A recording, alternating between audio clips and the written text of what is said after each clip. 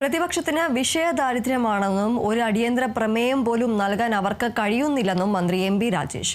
ദിവസവും സ്പീക്കറുടെ മുഖം മറച്ച് കാണിക്കുന്ന ഈ അതിക്രമം ജനങ്ങൾ കാണുന്നുണ്ട്. കഴിഞ്ഞ ദിവസങ്ങളിലായി പ്രതിപക്ഷത്തിന് ഹൈക്കോടതിയിൽ നിന്ന് 2 കർണത്തും അടി കിട്ടിയിരിക്കുകയാണെന്നും സ്പ്രിംഗ്ലർ കേസ് ഉദ്ധരിച്ച മന്ത്രിയുടെ പരാമർശം കോടതിയിൽ തോറ്റതിന് സഭയോട് എന്നതാണ് പ്രതിപക്ഷം ഇപ്പോൾ കാണിക്കുന്നതെന്നും മന്ത്രി പരിഹസിച്ചു.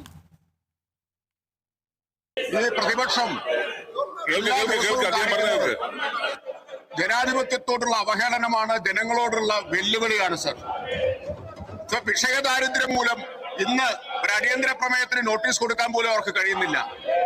എന്തൊരു അതിക്രമമാണ് സർ കാണിക്കുന്നത്. എല്ലാ ദിവസവും അങ്ങയുടെ മുഖം മറച്ചുകൊണ്ട് വെല്ലിലിറങ്ങി കാണിക്കുന്ന ഈ അതിക്രമം ജനങ്ങൾ കാണുന്നുണ്ട്.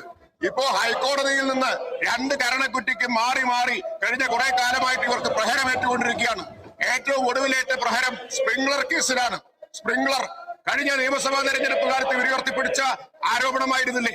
എന്താ ഈ സ്പ്രിംഗ്ലറിന്റെ കഥ? എന്നിട്ടൊരു പ്രതിപക്ഷ നേതാവ് എല്ലാവരെയും ആക്ഷേപിച്ചുകൊണ്ടിരിക്കുകയാണ്. ഒരു ഹൈക്കോടതി ചീഫ് ജസ്റ്റിസ് വായിൽ തോന്നിയത് പറഞ്ഞു എന്ന് വിളിച്ചു പറഞ്ഞ പ്രതിപക്ഷ നേതാവാണ്. അപ്പോ കോടതിയിൽ തോറ്റാൽ നിയമസഭയിൽ എന്നതാണോ സ്ഥിതി? കോടതിയിൽ തോറ്റാൽ നിയമസഭയിലാണോ?